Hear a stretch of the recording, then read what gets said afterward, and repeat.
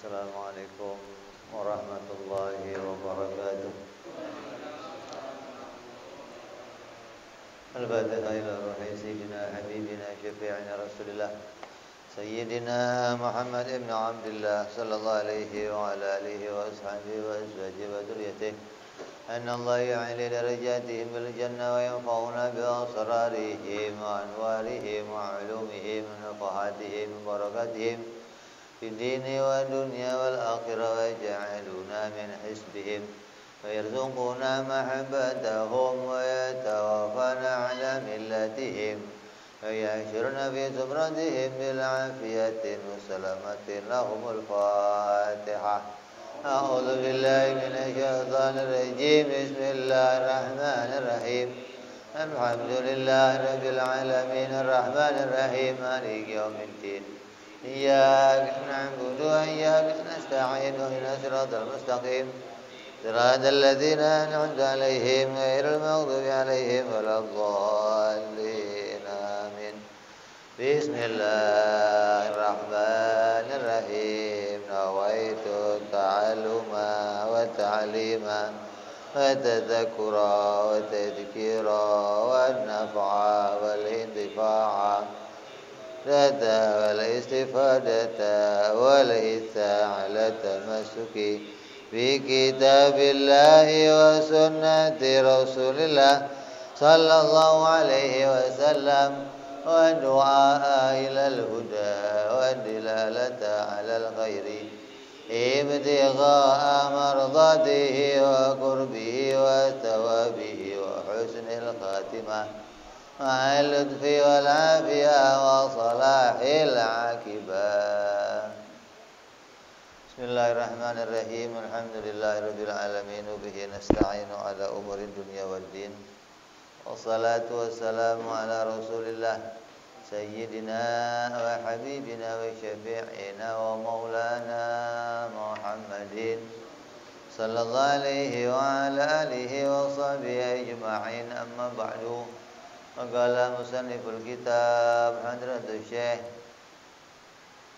Imam Ahmad Ibn Atta'illah rahimahullah wa ghafara lahu wa liwalidayhi wa sahibu syarha Ki Saleh Darat rahimahullah wa ghafara lahu wa liwalidayhi wa nafa'ana bihima fid darain. Allahumma aftah qulubana futuhal arifin wa bi'idmatika wansur alaina birahmatika ya arhamar rahimin. Ila anqal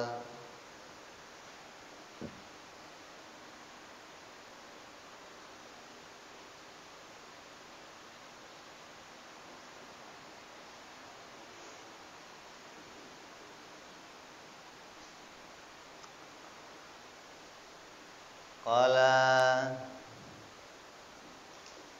Imam Ahmad Ibnu Atta'illah ma qalla amalun baraza min qalbi zahidin wala kathura amalun baraza min qalbi raghibin.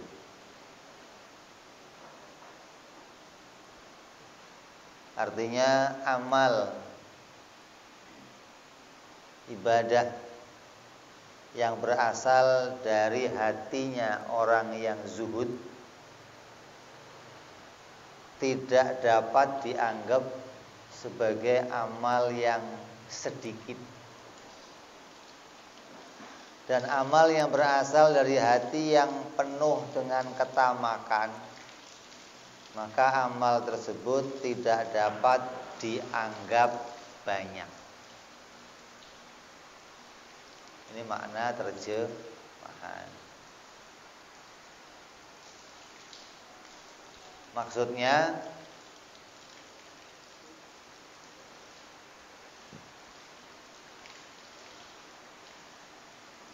sebuah amal yang keluar dari orang yang tidak cinta kepada dunia, orang yang hatinya tidak condong kepada dunia, hatinya tidak mengejar-ngejar dunia, maka amalnya orang tersebut adalah amal yang mulia.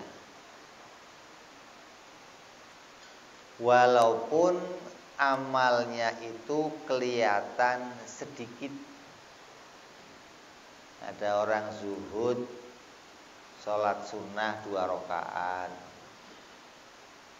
Ada orang zuhud, baca wirid la ilaha illallah 3 kali. Ini kelihatannya sedikit. Ada orang zuhud, sedekah ke masjid 10.000, kelihatannya sedikit. Tapi amal tersebut menjadi amal yang mulia. Kenapa? Amal tersebut walaupun kelihatannya sedikit, tapi sungguh sangat besar pahalanya. Sangat besar makna dari amal tersebut. Karena amalnya orang yang tidak mencintai dunia itu, amalnya orang zuhud itu aman dari penyakit-penyakit hati. Nah, penyakit-penyakit hati ini yang menyebabkan amal itu tidak diterima. Menyebabkan amal itu berkurang pahalanya, menyebabkan amal itu hilang keberkahannya, karena di dalam hatinya penuh dengan ketamakan, penuh dengan cita-cita kepada dunia, maka berkurang amalnya, berkurang kebaikan dari amal tersebut. Tapi amalnya orang zuhud bersih, selamat dari segala macam kerusakan-kerusakan hati. Apa diantaranya? Riya. Orang zuhud itu orang yang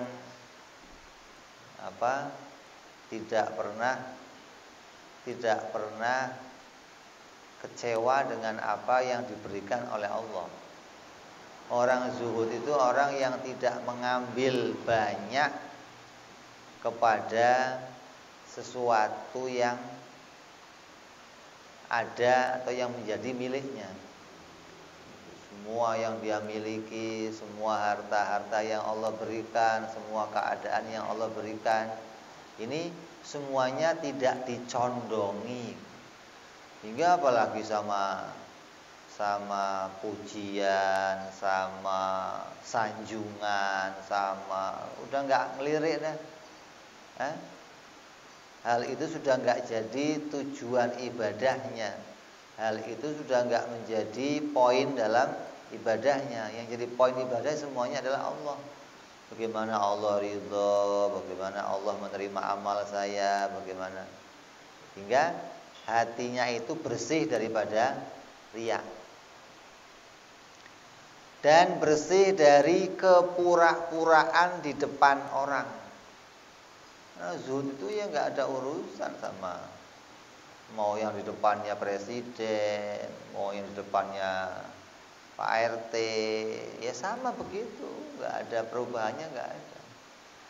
Karena dalam prinsip hidupnya nggak ada kepura-puraan. Semua apa yang saya kerjakan itu amal yang diperintah oleh Allah. Di depan siapa saja ya begitu.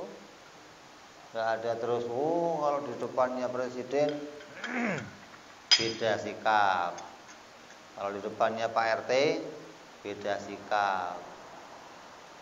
Apalagi kalau ada orang kaya, beda sikapnya, kan? Mundur. Kalau ada orang fakir,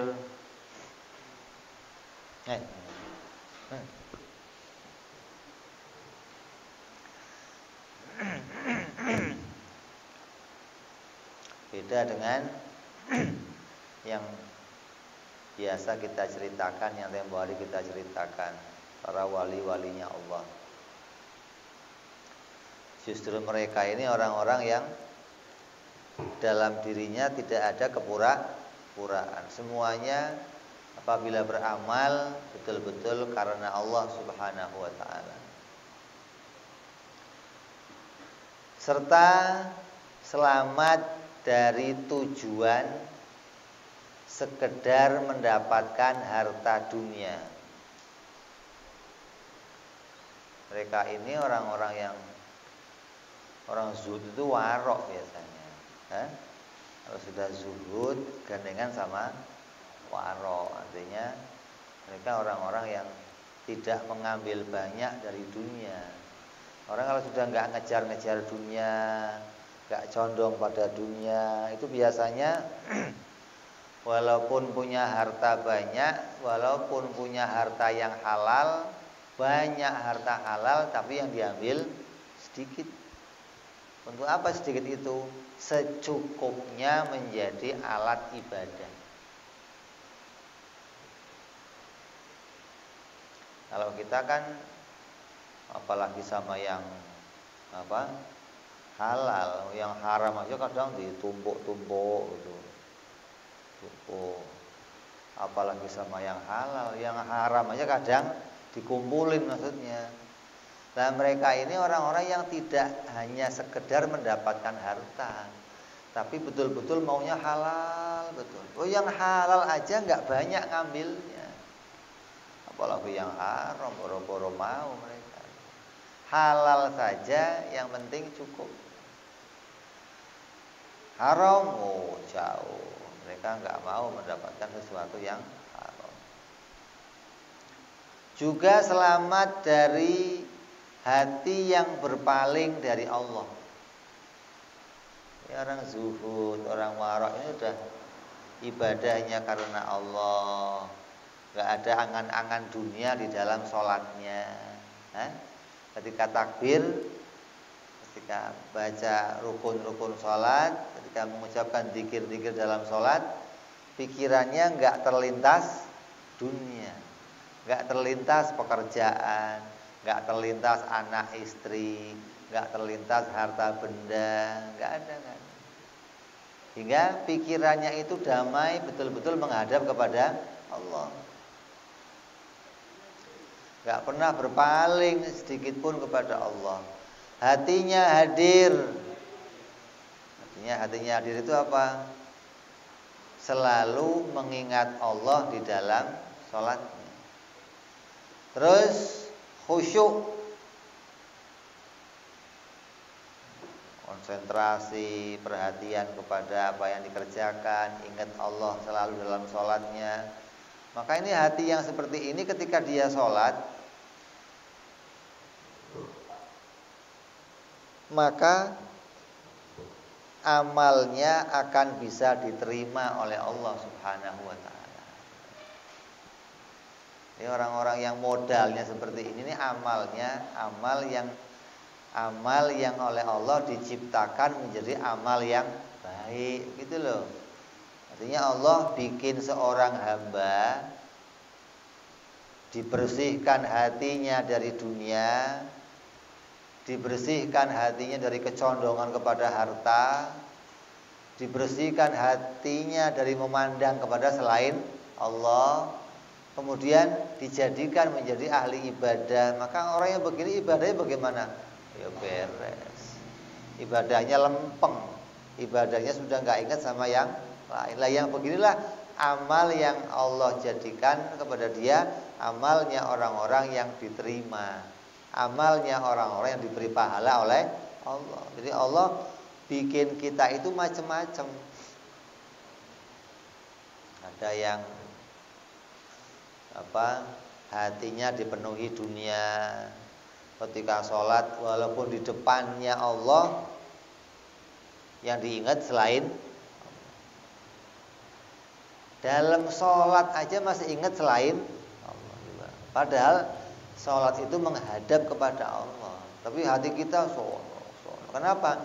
Karena hati itu condong pada yang dicintai. Jadi kalau kamu mau ngetes hati kamu itu kemana, ya kamu lihat aja kalau kamu sholat, condongnya kemana hati kamu. Hati itu nggak mau diatur sama yang lain. Hati itu raja, nggak bisa diatur sama yang lain. Jadi ketika kamu kok kelihatannya pakai peci, kelihatannya pakai sarung, pakai koko, ngadep kepada kiblat. Kalau hatinya nggak cinta sama Allah, ya nggak ke sono, hatinya nggak ngadep kiblat juga. Makanya Nabi SAW kalau sujud, kalau pas sholat sujud, dan doanya waktu sujud apa? Ya Allah, aku sujud kepada Engkau dengan seluruh anggota tubuhku, rambutku sujud ya Allah, tanganku sujud ya Allah, kakiku sujud, badanku sujud. Disebut oleh Nabi, semua anggotaku sujud kepada Engkau ya Allah. Ini apa ya begitu. Dan Nabi menyatakan bahwa dirinya berserah kepada Allah, nggak ada yang diingat, nggak ada yang diharapkan, nggak ada yang ditunduki, nggak ada yang dituju selain Allah. Ini orang-orang yang betul-betul hatinya dipenuhi dengan kecintaan kepada Allah, perhatian kepada Allah, hingga betul-betul bisa mendapatkan segala macam kemuliaan. Maka amalnya orang yang demikian walaupun sedikit, tapi amal tersebut menjadi amal yang diterima oleh Allah. Lah kalau amal itu diterima oleh Allah, amal itu diberi pahala oleh Allah, bagaimana amal itu mau dinilai sedikit? Kayaknya 2 rakaat. Nah kalau Allah menerima, memberi pahala, wow itu 2 rakaat sudah nilainya luar biasa. Zikir la ilaha illallah nilainya luar biasa. Makanya ada riwayat seorang kiai datang diundang tahlil. Yang ngundang ini udah motong sapi, udah ngundang orang banyak. Ini harapannya nih kiai ini bisa hadir nanti baca tahlil. Setelah tahlil nanti ada tausiah, ada doa yang panjang. Harapannya bisa meriah acaranya. Ini bisa khusyuk, bisa betul-betul doa yang dipanjatkan bisa mendapatkan kebaikan untuk dikirimkan kepada para arwah. Begitu datang kiainya baca doa cuma la ilaha illallah, selesai pulang.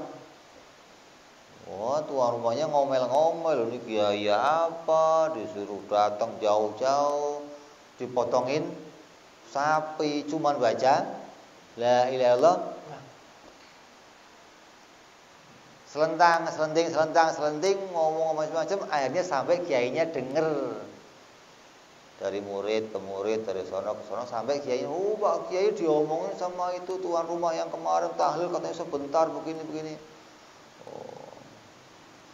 Potongin sapi segala kok nggak ada responnya, mestinya kan bacaannya yang lama biar masyarakat seneng. Samperin lagi ke sana.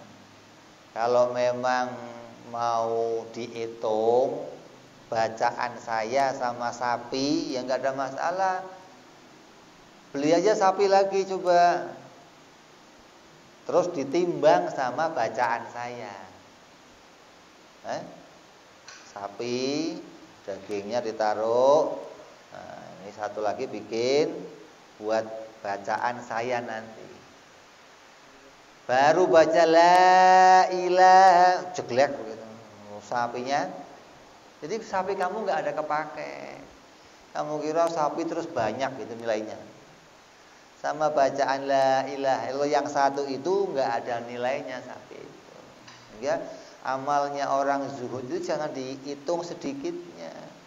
Pokoknya orang-orang soleh, orang zuhud itu kalau sholat sedikit, sholatnya duha sedikit, sholat tahajud sedikit. Kenapa? Walaupun sedikit, sholatnya itu penuh energi, menghabiskan banyak energi gitu loh. Konsentrasi, betul-betul tunduk, khusyuk. Kalau mau sholat itu siap-siapnya lama gitu loh. Enggak sholat Allah Akbar. Nah, itu mah kita yang diingat masuk sholat kemana-mana ingat semua. Mereka enggak ada begitu. Untuk sholat itu betul-betul punya kebutuhan pada tenaga, konsentrasi hingga menguras banyak tenaga dia. Nah kalau diulang habis tenaganya. Artinya betul-betul fokus, betul-betul tunduk, betul-betul hatinya hadir hingga Walaupun kelihatan sedikit, tapi amalnya punya nilai yang besar di hadapan Allah. Amalnya diberi pahala yang banyak oleh Allah Subhanahu wa taala.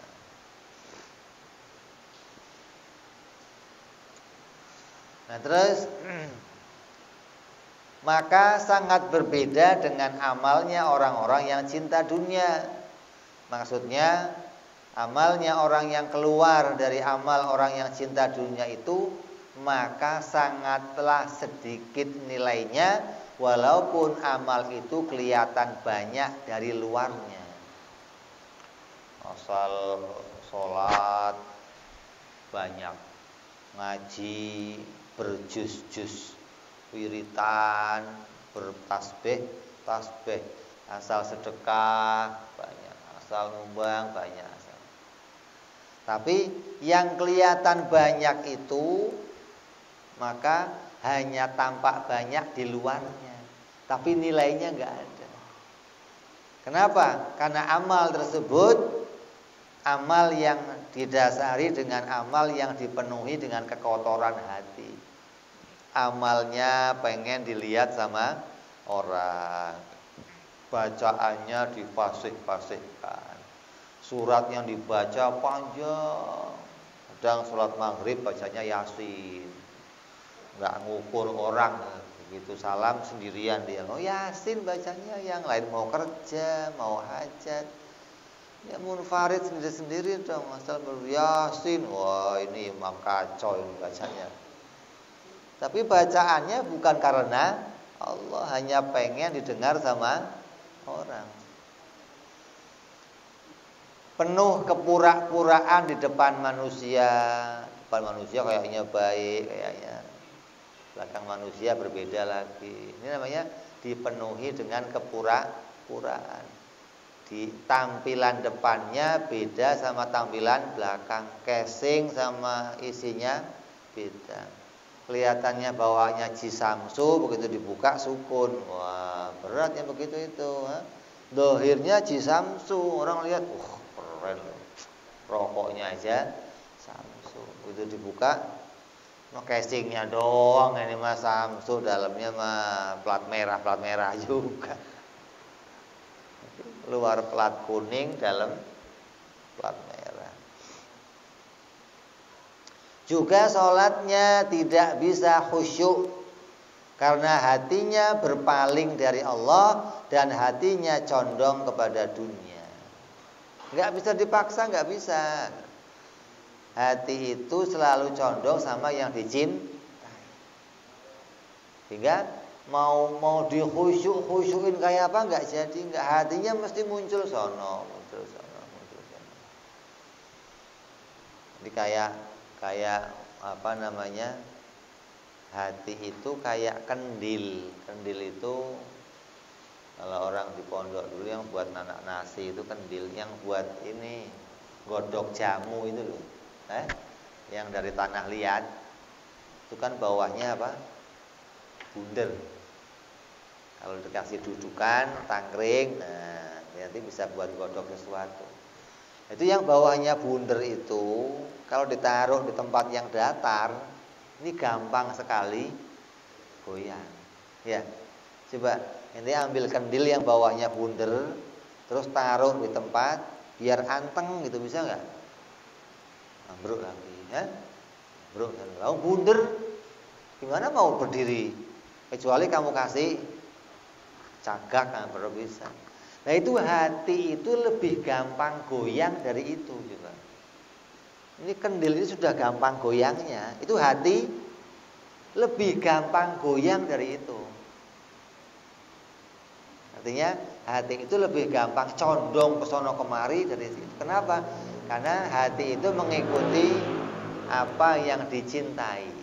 Kalau dia cinta sesuatu, maka hati itu akan condong pada sesuatu itu.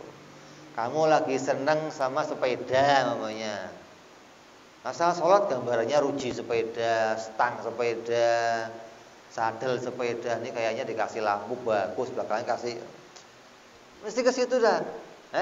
Ente sholat lagi condong sama rumah, ya diingat rumah, ini kayaknya genteng ntar diganti, terus begitu. Ente sholat hatinya lagi condong sama harim, aduh kacau lagi. Pokoknya yang kelihatan kotang semua udah nggak kelihatan yang lainnya.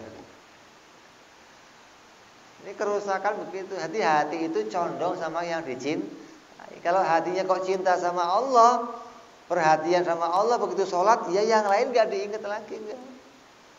Lah hati yang seperti itu, ketika sholat seperti itu, mana bisa mendapatkan banyak pahala. Walaupun amalnya banyak, maka amal tersebut tidak mendapatkan pahala apa-apa dari Allah Subhanahu wa ta'ala. Tidak bisa khusyuk, berpaling dari Allah, condong kepada dunia. Lalu bagaimana dianggap banyak kalau tidak diterima oleh Allah? Bawa sumbangan, bawa bantuan banyak, terus dibawa sampai sana tidak diterima. Ada yang bawa nasi uduk diterima. Bagus mana? Pakai nasi uduk, pentingnya itu diterima. Masya Allah, alhamdulillah. Nah kalau diterima itu walaupun sedikit ada nilainya, gitu loh. Lah banyak tapi nggak diterima, punya nilai. Ada orang kok wiridnya banyak, sholatnya banyak, baca Qur'annya banyak, tapi hatinya penuh dengan kekotoran, maka semua itu hanya akan menjadi sebuah amalan yang kita kerjakan yang hasilnya hanya capek, hasilnya hanya ngiler, hasilnya hanya keringetan, tidak mendapatkan keridhaan dari Allah, enggak mendapatkan pahala dari Allah. Jadi Allah bikin ciri nih, Allah bikin alamat gitu loh. Kalau kamu mau tahu alamatnya orang yang diterima oleh Allah, ya begini modelnya. Kalau kamu mau terima amalnya orang yang enggak diterima oleh Allah, ya begini modelnya. Ini Allah sudah bikin gambarannya gitu loh. Ada orang yang zuhud, yang waro, ada orang yang cinta dunia, yang ngejar-ngejar dunia, maka dibedakanlah dua orang tersebut. Nabi SAW bersabda, Allah tidak menerima amal seorang hamba. Allah tidak menerima amal seorang hamba. Allah tidak memberi pahala amal seorang hamba hingga badannya dan hatinya bersama-sama menghadap kepada Allah Subhanahu wa ta'ala. Jadi kalau kamu sholat, terus hati kamu sama badan kamu, hati kamu sama mulut kamu berbeda. Mulutnya baca, ya, tangannya sedekap, matanya sejadah. Ini kan kayaknya badannya khusyuk, tapi hatinya, berarti hati dan badan kamu pisah, maka pena pencatat pahala kamu diangkat oleh malaikat. Kapan? Nunggu hatinya balik lagi gitu loh. Kalau hatinya balik, catat lagi. Jadi kadang orang sholat dari mulai takbir sampai salam, yang dapat pahala takbir sama salamnya doang. Pas takbir inget, pas salam, alhamdulillah. Jadi kendang maksudnya. Pahalanya awal sama akhir. Tengahnya kemana? Kayak donat bolong. Lah kenapa? Lah karena tadi waktu pertama masuk ingat, konsentrasi. Kan masih namanya baru mulai kan, siap-siapnya banyak maksudnya. Begitu masuk selesai, mulai baca takbiratul ihram, baca Fatihah, udah langsung mana-mana udah. Ini yang demikian, maka sholat kamu tidak mendapatkan pahala sampai badan, mulut kamu dan hati kamu sama-sama ngadep sama Allah. Badannya khusyuk, tangannya khusyuk. Makanya dicirikan sama sholatnya pengikutnya Imam Syafi'i. Pengikut Imam Syafi'i itu cenderung khusyuk, cenderung tenang kalau sholat. Kamu kalau nanti umroh, mudah-mudahan semuanya umroh semua diberi pahala oleh Allah. diberi kesempatan oleh Allah bisa ziarah makamnya Rasulullah Shallallahu Alaihi Wasallam. Kalau di sana nanti kamu akan lihat bagaimana madhab yang lain caranya sholat. Aduh, ada orang sholat pakai gamis, ada orang sholat sisiran, sholat gendong anak, ada sholat ngejar koran, sejadahnya pakai koran kena angin terbang diambil lagi. Pokoknya rame dan kalau sholat di sana jauh sama khusyuknya pengikutnya Imam Syafi'i, cenderung anteng, tenang gitu loh.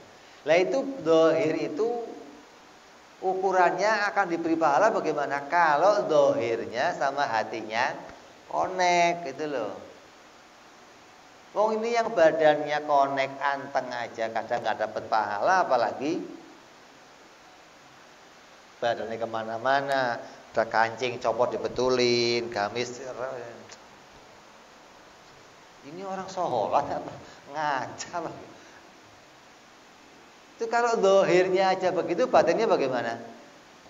Harus tambah kemana-mana lagi. Wong dohirnya aja sudah nggak khusyuk begitu, gimana batinnya bisa beres? Itu loh, ini kita diingatkan bahwa kalau kamu pengen sholat kamu dapat pahala, maka usahakan hati dengan badan kamu satu jalan, satu tujuan, satu gerakan, hingga nggak ada yang diingat selain Allah.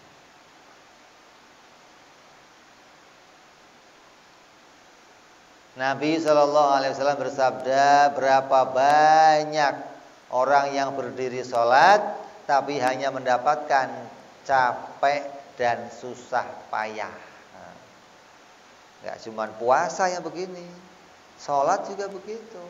Berapa banyak orang yang sholat tapi hanya mendapatkan capek dan susah payah. Kok susah payah? Ya susah. Ente harus wudhu, udah wudhu ente harus pakai pakaian, menghadap kiblat, ente harus lakukan semua gerakan-gerakan sholat sampai ente selesai. Ini suatu yang berat, apalagi dicampur hatinya hati yang condong dunia, beratnya luar biasa. Begitu selesai salam tidak mendapatkan pahala apa-apa dari Allah. Kenapa? Karena hatinya nggak connect sama Allah. Hatinya yang diingat pasar, yang diingat sana. Kalau dalam kelompoknya orang-orang ahli fikih, ya memang sholatnya sah, kata ahli fikih sah. Kamu nggak usah ngulang lagi sholatnya. Kenapa? Karena sudah sesuai rukunnya. Niat dibaca, Fatihah dibaca, takbir dibaca, satu persatu nih. Rukun sampai salam sah. Tapi nggak mendapatkan pahala apa-apa. Di sholatnya sah, sholatnya selesai, tapi pahalanya nggak ada. Nabi SAW bersabda,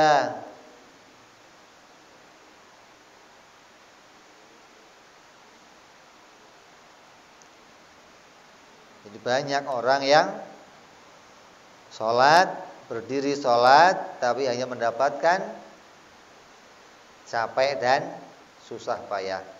Kata sebagian ulama, tidurnya orang alim itu lebih baik dari ibadahnya orang bodoh. Tidurnya orang yang zuhud, tidurnya orang yang warok, tidurnya orang yang cinta kepada Allah itu lebih baik dari ibadahnya ahli ibadah. Apa enggak? Jadi kamu kok sholat berkali-kali, asal sholat bangun lagi salam, sholat bangun lagi salam.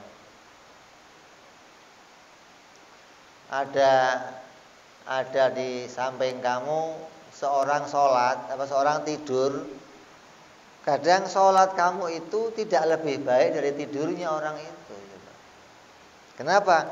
Tidurnya mereka itu ibadah, hatinya ketika tidur itu menghadap Allah, niatnya untuk istirahat ibadah, untuk istirahat, nanti akan bangun ibadah lagi, hatinya ketemu sama Allah. Lah kamu yang sholat nggak ketemu sama Allah, gimana?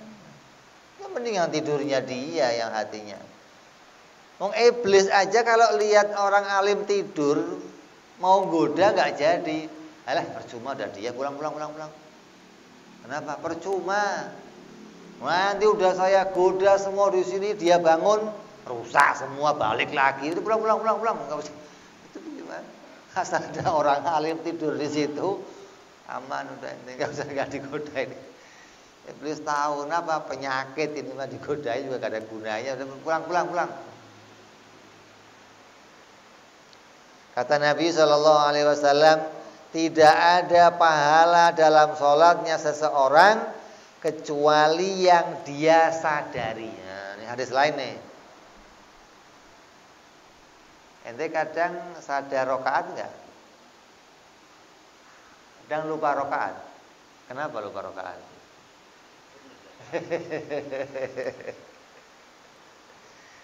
Ini ada pahalanya. Kecuali kamu sadari, saya rokaat pertama ya Allah, saya Fatihah ya Allah, saya ruku ya Allah, saya tidak ya Allah, sujud. Kamu sadari, kadang kamu keder, tadi saya Fatihah belum ya? Tadi saya udah baca, tadi saya udah, pokoknya sadarnya kalau ngitung duit doang sadar, kalau nggak ngitung duit lupa semua.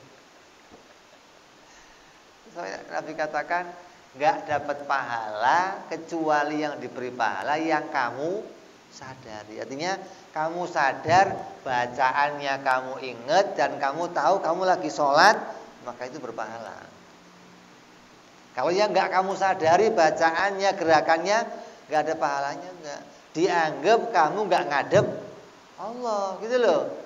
Sama aja kamu ngajarin anak kecil alif, ba, ta, mulutnya bunyi alif, tapi wajahnya ke sana alif, ba, ta, sa. Ini bapak yang ngajar paling itu doang.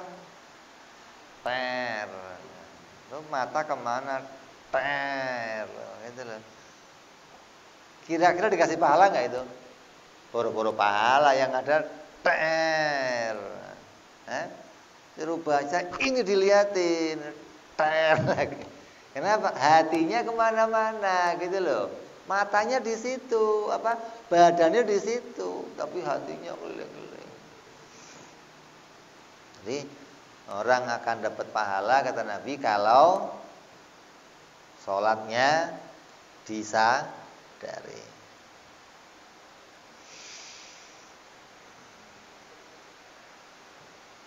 Artinya keuntungan utama orang yang sholat itu tidak mendapatkan hukuman.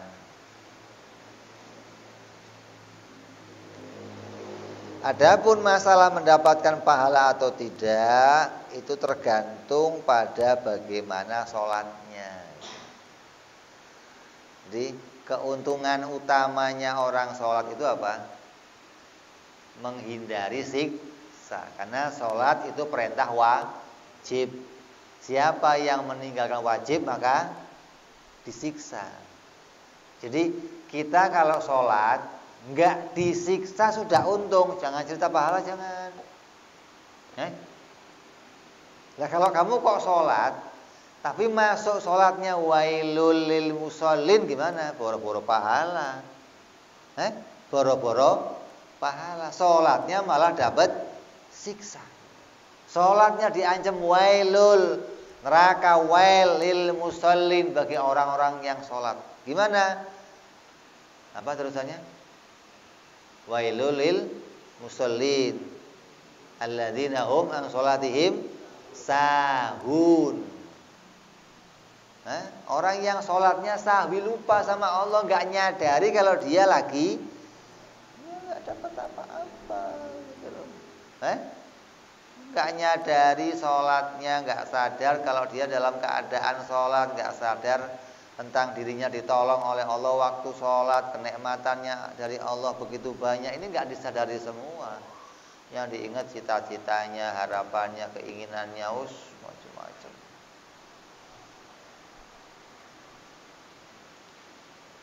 Lah kalau urusan mau dapat pahala bagaimana? Oh, kalau sholat mau dapat pahala ya bagaimana kehusyuannya. Jadi kalau kita urusan sholat, kamu nggak dihukum sama Allah sudah untung. Jangan cerita, oh saya sholat pahalanya banyak. Aduh, boro-boro mikirin pahala. Yang penting kamu nggak oh sudah untung. Jadi jangan cerita pahala, jangan. Kalau mau cerita pahala, maka kamu catat dari awal kamu niat sampai salam, dari takbir sampai salam, berapa kali kamu ingat, berapa kali kamu ingat Allah di dalam sholat. Kamu ingat kalau saya sedang menghadap Allah, itu berapa kali gitu loh. Nah itu yang si pahala. Kalau enggak, berkata Imam Ahmad Sahibul Madhab, dengan hadirnya hati dalam sholat menjadikan pahala dan kemuliaannya bertambah tinggi di hadapan Allah Subhanahu wa ta'ala. Orang yang sholat dengan hati yang hadir itu enggak cuman terbebas dari siksaan, tapi mendapatkan makom yang tinggi, kedudukan yang tinggi, kemuliaan yang tinggi di hadapannya Allah Subhanahu wa ta'ala. Akhirnya Allah ridho kepada dia, Allah memberikan rahmat kepada dia, Allah menjanjikan kebaikan pada dia. Pada siapa? Orang-orang yang sholatnya hadir hatinya di hadapan Allah Subhanahu wa ta'ala.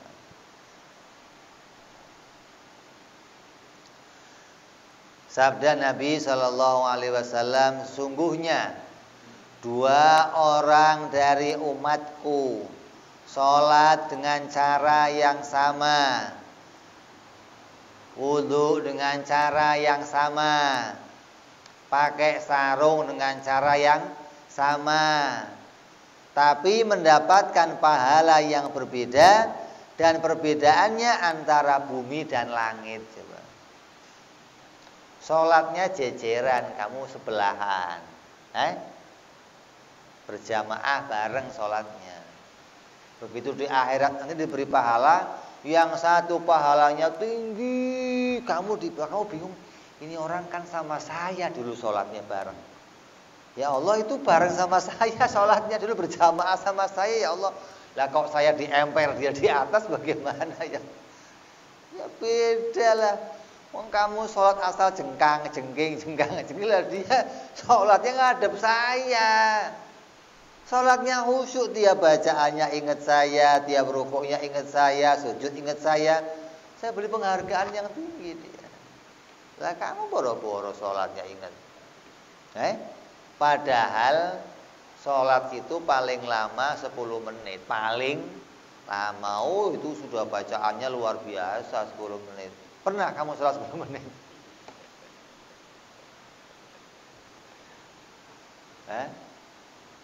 10 menit itu sudah lama. Lah kalau 10 menit nggak mikir dunia kan bisa mestinya. 10 menit kamu jangan mikir rumah, jangan mikir kerjaan, jangan mikir anak, jangan mikir istri, jangan coba 10 menit bisa nggak? Nggak bisa. Kenapa? Hatinya condong ke sana, nggak bisa nggak? Kamu mau ngotot, mau kamu ikat kayak apa? Ya nongol juga ngintip ya. Karena emang condongnya ke sana, nggak bisa nggak? Jika kamu kok pengen betul-betul bersih, bisa ingat Allah, ya hatinya dulu dibersihin, condongkan dulu hatinya kepada Allah. Nanti waktu sholat menjadi hal yang paling nikmat. Rasul Shallallahu Alaihi Wasallam itu kalau Bilal terlambat qomat, apa kata Rasul? Ya Bilal, ayo cepat qomat, saya mau istirahat. Apa artinya? Sholat itu bagi Nabi istirahat, coba. Karena kalau dia sholat lepas, semuanya lepas. Anak lepas, istri lepas, pikiran umat lepas, pikiran kenabian dilepas semua nih. Tugas-tugas lepas semua. Ngadep Allah murni. Istirahat tapi di situ coba. Selesai sholat, salam, ruwet lagi. Ruwet masalah ini, ketemu ini. Gak bisa. Jadi sholat itu istirahat bagi mereka coba. Nah kalau kita kan enggak. Istirahat kapan? Bu, istirahat. Ini baru istirahat. Oh Nabi enggak. Sholat itu betul-betul istirahat. Artinya apa? Enggak punya urusan sama dunia gitu loh. Istirahat dari mikirin dunia, ngadep Allah murni. Sampai kalau Bilal terlambat qomat, buruan Bilal qomat. Ini kok belum bunyi tit. Oh enggak usah pakai tit lah, qomat aja. Kalau kita kan nunggu tit baru qomat. Diceritakan dari sahabat Rasul sallallahu alaihi wasallam Sayyidina Ibnu Mas'ud radhiyallahu an. Beliau berkata, salat 2 rakaat yang keluar dari orang yang zuhud, yang tidak cinta dunia dan alim itu lebih utama dari ibadahnya seorang ahli ibadah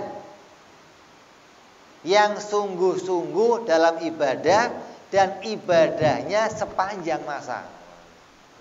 Ngomong itu ngapain deh? Coba. Ukurannya apa coba? Masya Allah. Sholatnya orang 2 rakaat yang disertai ilmu, disertai hati zuhud, itu lebih utama dari sholatnya ahli ibadah yang sholat ibadah sepanjang masa. Kamu umurnya berapa kira-kira? 70 tahun. 70 tahun dia sholat sama 2 rakaat sholatnya orang yang zuhud alim lebih mulia ini. Gimana nggak diangkat oleh Allah sebeda langit bumi coba? Bareng sholatnya sama kamu.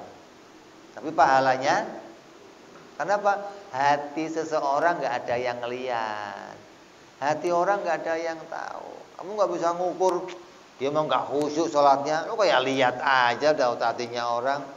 Yang kita jadikan ukuran khusyuk itu dohirnya gitu loh. Kalau dohirnya kok tenang, maka kita bisa ngukur, oh ini orang hatinya juga biasanya begitu. Kalau sudah dohirnya aja asal sholat karo-karo. Bagaimana mau hatinya khusyuk? Jangan ngimpi dah, mau sholatnya aja begitu. Dohirnya aja sudah semrawut begitu. Sama kayak orang doa sama Allah. Harusnya kan ngadep Allah. Doa kok gatel-gatel, kukur-kukur, ngupil. Yang ngadep Allah apanya kira-kira? Nggak ada ya. Jadi kita ngukur dari situ aja gitu loh. Dohir kamu terjaga enggak? Gitu loh. Maka nanti bisa dipakai ukuran hatinya juga terjaga. Itu aja belum bisa dipastikan, hanya sebagai alamat. Dohirnya khusyuk, alamatnya hatinya khusyuk, tapi enggak jadi patokan.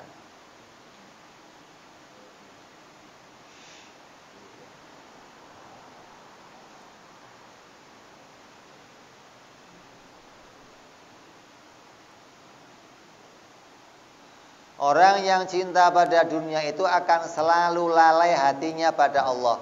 Walaupun dia banyak zikir, walaupun tiap waktu pegang tasbih Allah, Allah, Allah, Allah, Allah, hatinya lalai sama Allah.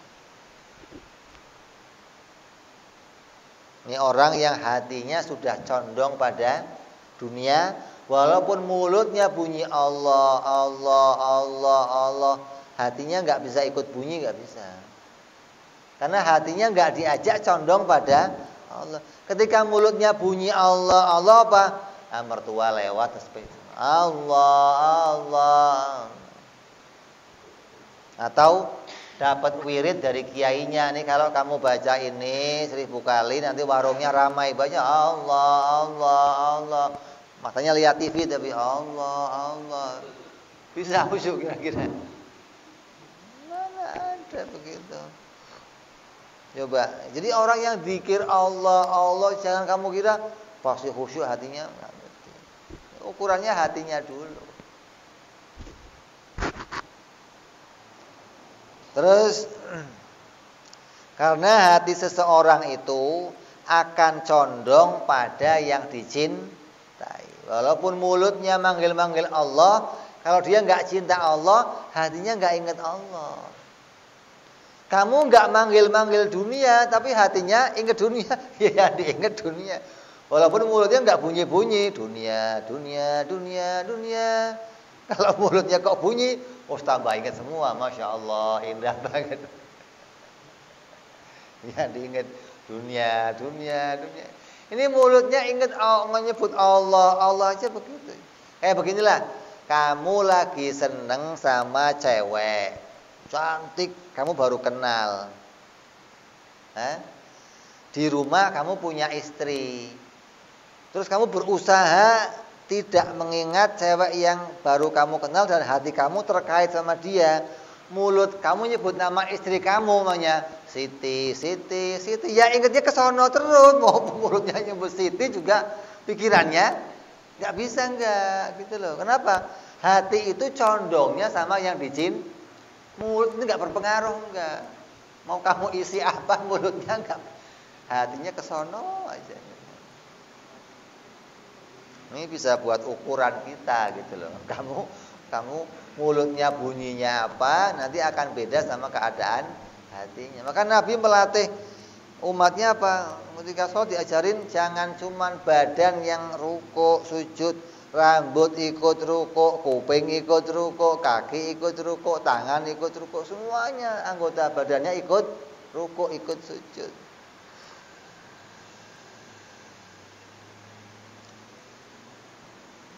Sedangkan orang yang zuhud itu akan selalu ingat Allah walau sedikit menyebut Allah. Nah, beda nih.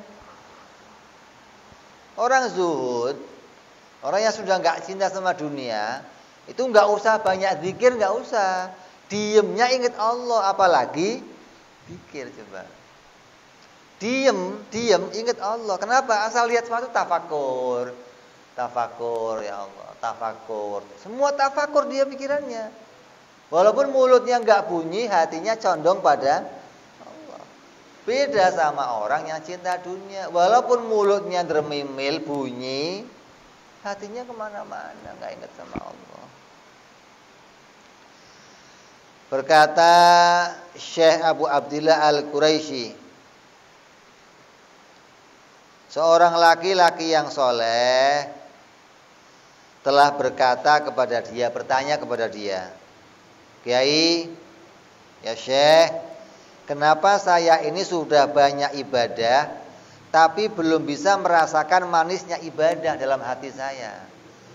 Umur saya ini sudah puluhan tahun, Syekh. 40 tahun, 50 tahun. Tapi kenapa saya tiap ibadah nggak pernah ngerasain manisnya? Asal ibadah ya wis begitu aja lah. Nggak ada nikmat, nggak ada greget enak, nggak ada syahdu, nggak ada. Wis biasa aja. Allahu Akbar, salam. Ya nggak ada berbekas terus pengen sholat lagi, nggak ada gitu loh. Ukurannya nikmat itu kamu makan enak, ketika suap enak, pengennya ngapain? Kalau nggak enak, sholat begitu. Kalau kamu sholatnya enak, pengen sholat lagi. Pernah begitu kamu? Pernah kan? Ukurannya di rumah sendiri gitu, jangan depannya orang. Depan orang mah kayaknya rajin, habis isya sunnah, habis sunnah witir di masjid, di rumah habis sholat glosor, lah sunnah malah apa, nggak ada urusannya. Jadi ukurannya itu jangan diukur. Kalau orang kok masih mau nambah berarti dia dapat kenikmatan dalam ibadahnya. Ini orang ini nanya, wahai Syekh, umur saya sudah banyak, tapi saya nggak pernah dapat kenikmatan ibadah. Kenapa ya Syekh? Maka menjawablah orang soleh itu, kata beliau, bagaimana kamu akan mendapatkan nikmatnya ibadah sedangkan kamu masih cinta dan selalu bersama anak perempuannya iblis. Coba apa nggak serem ente? Ente duduk bareng sampai kawin sama anaknya iblis. Lah kalau anaknya iblis itu kamu kawini, kamu kawin sama anaknya seseorang, maka pasti mertua kamu sering datang ngapain? Nengokin anak perempuannya. Lah masa ada orang tua punya anak kawin nggak pernah ditengokin, nggak pernah, begitu ada? Nggak ada. Paling nggak ngebel, telepon, gimana nak? Laki kamu baik, nggak dikamplengi nggak nak? Nggak ditendangin kamu nak? Nggak pak, baik pak. Iblis itu begitu. Karena anak perempuannya di hati kamu, maka dia mengunjungi terus. Assalamualaikum, wah ini masuk ke hati kita. Mau ngapain? Nengokin anak perempuannya. Siapa anak perempuan iblis? Dunia.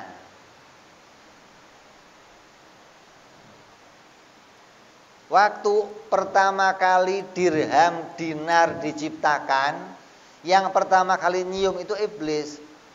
Ini teman saya. Coba, yang pertama nyium itu iblis sayang. Jadi kalau kamu kok sekarang dapat gocapan baru kamu cium, enak ya, kamu kawannya iblis memang.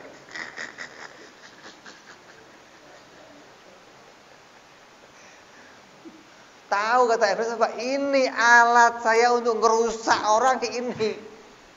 Sebelum ada dirham dinar, orang nggak bisa transaksi beli, nggak bisa. Adanya apa? Tuker. Jadi orang itu tingkat konsumtifnya itu sedikit. Kenapa?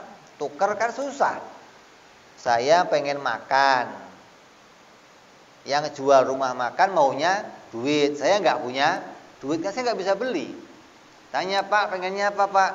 Saya pengennya pijit. Ya sudah, habis makan lo pijitin gue dah. Nah, pijitin dah. Makan. Ya kalau pas yang punya rumah makan nggak pengen pijit gimana coba? Kan ribet. Saya bisanya mijit, dia nggak pengen kan nggak jadi. Tapi kalau punya uang, apa aja bisa, gitu loh. Nih, nanti kalau pengen pijit pakai ini loh sama orang sono. Nah, jadi uang itu menjadikan orang itu punya tingkat konsumtif yang luar biasa. Angan-angan jadi panjang gara-gara pegang. Nah, setan senang seperti itu. Karena ketika dunia masuk dalam hati kita, maka dunia itu bagaikan anak perempuannya iblis. Maka iblis akan sering berkunjung ke rumah anak perempuannya, dan itu adalah hati kamu. Dan iblis tidak punya keinginan lain ketika masuk ke dalam hati kamu kecuali merusak kontrol diri kamu. Orang masuk ke pusat pemerintahan, kan hebat ini, Ada orang bisa masuk ke gedung DPR umpamanya. Ya paling enak, suap sono, beres ya, beres. Pusat pemerintahan, rusak semua negara. Kenapa? Situ pusatnya masalahnya, gitu loh. Iblis masuk ke hati kamu, rusak. Artinya oleh iblis kamu dicondongkan sesuatu, condong ini. Yang mestinya nggak ada dalam hati kamu dimunculkan sama iblisnya, muncul. Kamu ingatnya ono. Ini salah satu PR yang harus kita kerjakan apa sekarang? Ceraikan anak perempuan iblis. Itu PR kita begitu. Lu jangan kawin melulu, kawin sama yang lain kayak lu. Kawin sama anak perempuan iblis. Siap cerai enggak? Siap cerai? Hah? Ini siap cerai enggak? Siap cerai. Kayaknya berat. Oh, siap aja berat. Dipikir kalau zuhud, dipikir kalau zuhud enggak cinta dunia, itu enggak punya dunia, enggak. Kamu enggak dilarang punya dunia, enggak. Dilarang cinta, gitu loh. Para imam kita itu orang kaya-kaya miliarder. Sahabat Rasul itu miliarder semua. Sahabat Abu Bakar itu miliuner. Sahabat Abdurrahman bin Auf miliuner. Sahabat Utsman miliuner. Kok bisa miliuner? Sekali nebus budak. Ada sahabat Nabi namanya Salman Al-Farisi radhiyallahu an, datang ke Rasul, ya Rasulullah, saya sudah mulai nyicil pengen bebas ya Rasul sebagai budak. Oh ya, terus apa? Kata bos saya kalau mau bebas saya harus nyumbang, ngasih ke dia emas 1 kilo dan pohon kurma 300 biji. Emas 1 kilo, pohon kurma. Emas 1 kilo itu berarti 1000 gram. 1 gram sekarang uang 1 juta, emas 1 juta. Itu berapa itu? 1 M. Uangnya doang kalau sekarang ini 1 M. Belum pohon. Itu 1 budak. Lah sahabat Abu Bakar ini tiap hari bebasin budak. Bilal dibebasin, Fulan. Butuhnya fulus berapa? Nih, bebasin. Berapa? Sampai bapaknya ngomong apa? Bakar, duit kamu habis sama Muhammad semua. Biarin kata Muhammad. Coba perjuangannya. Tapi kan zuhud, duit banyak, tapi hatinya nggak condong sama. Nah kita duit pas-pasan dipikirin melulu. Masalahnya mung-mungan, Beb, itu susah pikirin, apalagi banyak, lu tidurin kalau banyak. Duit segitu-gitunya aja dipikirin melulu gimana? Berkata Imam Abu Muhammad bin Sahal radhiyallahu an, tidak ada pemandangan yang lebih elok dan lebih indah dilihat nanti hari kiamat, tidak ada yang melebihi pandangan kita kepada orang-orang yang zuhud dan alim. Coba, Allah akan munculkan mereka dengan keadaan yang istimewa, yang dilihat itu indah luar biasa. Lihat penampilannya aja istimewa. Kenapa? Allah muliakan mereka dengan keadaan yang hebat nanti di akhirat. Allah berikan penghargaan yang tinggi bagi mereka. Kenapa? Di dunia selalu ingat Allah, gak condong sama yang lainnya selain Allah, gak pernah mensekutukan Allah. Makanya dalam surat itu Ar-Rahman dikatakan apa? Fabi ayyi ala rabbikuma tukadziban. Apa itu maknanya? Fabi ayyi ala rabbikuma tukadziban. Nikmat yang mana lagi yang mau kamu dustakan? Artinya apa itu?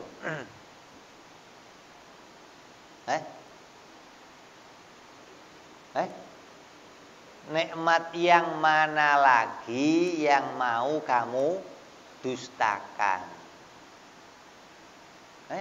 Saking banyaknya kamu melupakan nikmatnya. Sampai ditanya yang mana lagi yang mau kamu lupa?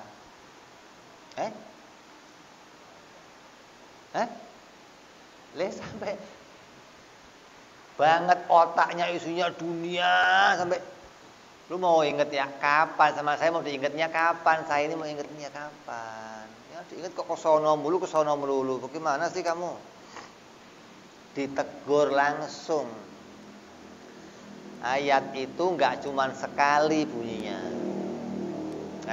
Berpuluh-puluh kali di surat itu. Bayangkan banget apa? Kita banyak meninggalkan mengingat Allah.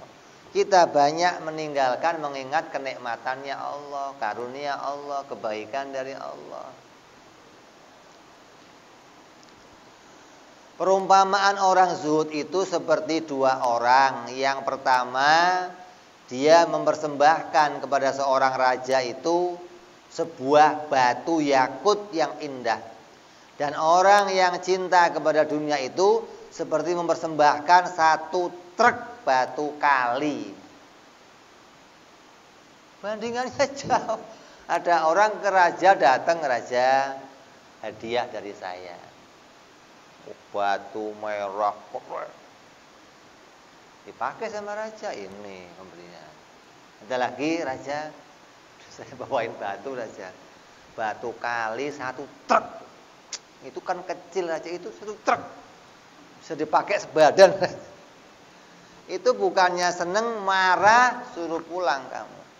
Hadiah apa yang kamu bawa untuk saya? Gak punya penghormatan kamu sama saya.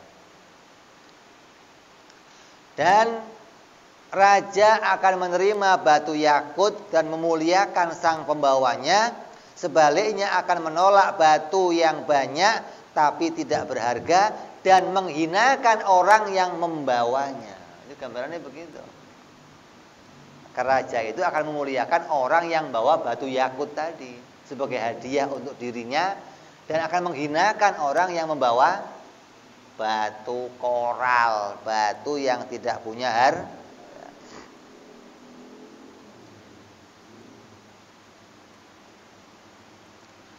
Pengertian zuhud, apa zuhud itu menurut orang sufi? Kata orang sufi, zuhud itu adalah benci pada segala sesuatu yang melalaikan kepada Allah.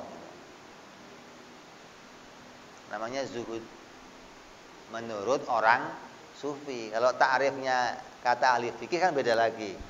Kata ahli fikih, zuhud itu ya orang yang gak cinta sama dunia. Tapi kalau kata ahli tasawuf, apa zuhud itu? Orang yang benci, tidak menyenangi perkara apapun yang membuat dia lalai kepada Allah. Nah, dulu kita ingat ada kawan kita pulang dari kota ke kampung, bawa oleh-oleh untuk bapaknya. Dikasih minuman-minuman suplemen kayak ada extra jos, ada, ini kan namanya orang kota minumannya macam-macam begitu, dibawa oleh-oleh. Sampai di sana, ketika diminum sama orang tuanya, subuhnya ketinggalan. Itu begitu bangun, minumannya dibuang semua. Ini setan semua minum.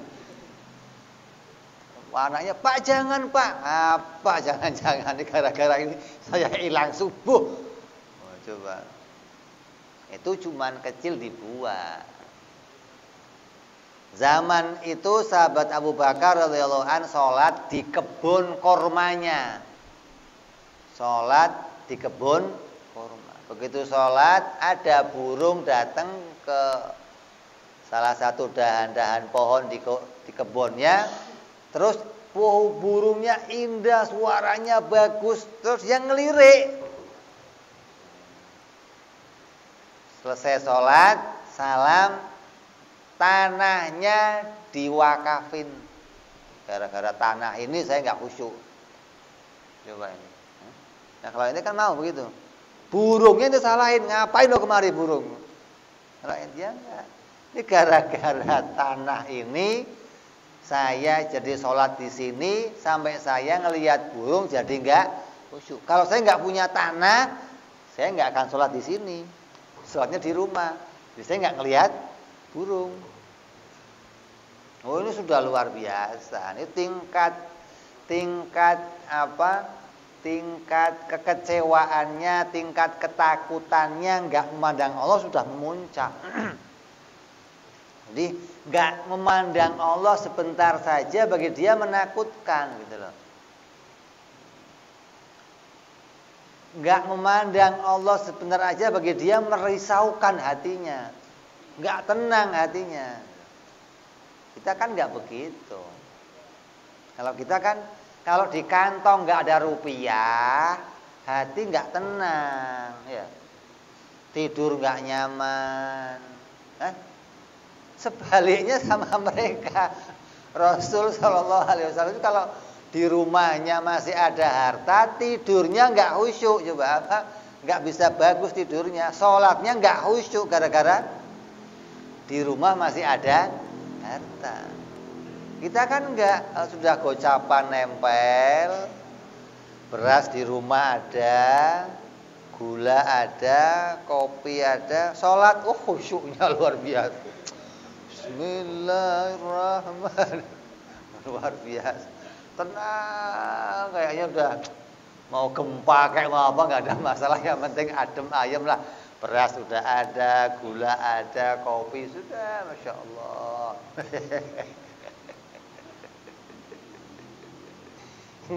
ini tanda gitu loh, kamu dilihatin bahwa tandanya kita ini orang-orang yang condong pada dunia. Jadi sufi menurut para tasawuf itu artinya seorang yang benci pada perkara yang melalaikan dirinya kepada Allah.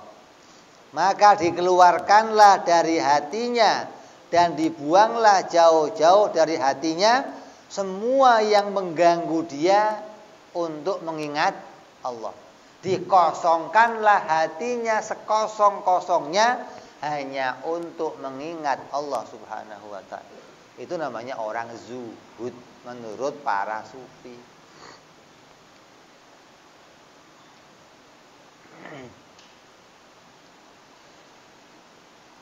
Tapi jangan dipahami bahwa orang zuhud itu harus miskin, kumel,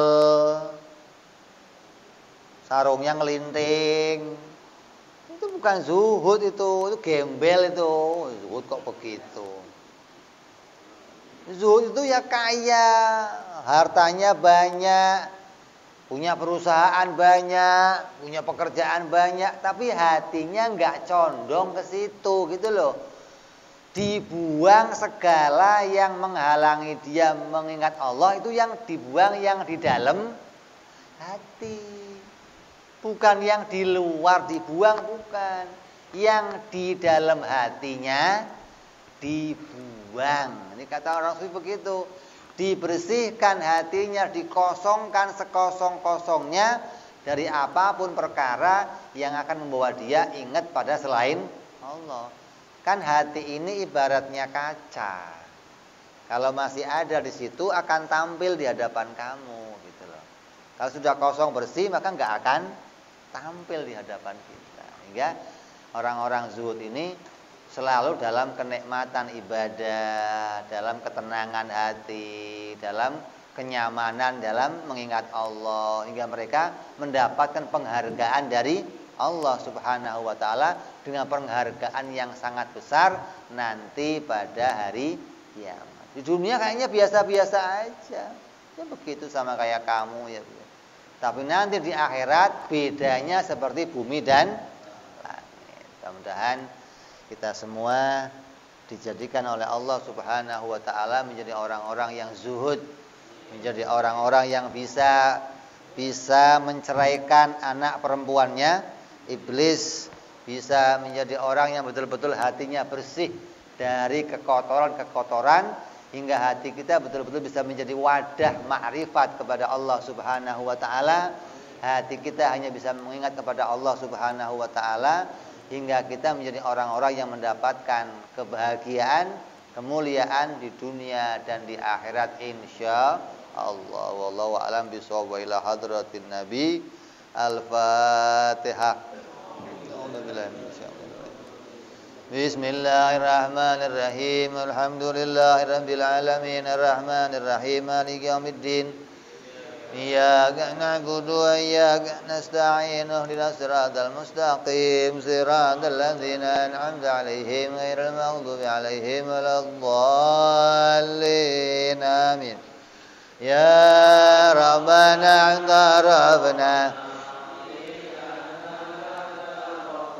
وأننا أسرفنا على لظى أشرفنا وتب علينا توبة تغسل كل عوبة واستر لنا عوراتي وآمن روعتي واغفر لوالدينا ربي ومولودينا والأهل والإخوان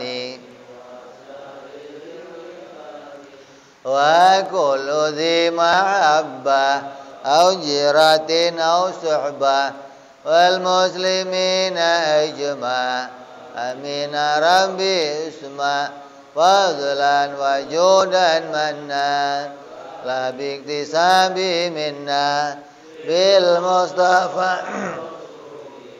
نرضى بكل سولي صلى وسلم ربي عليه عند الحب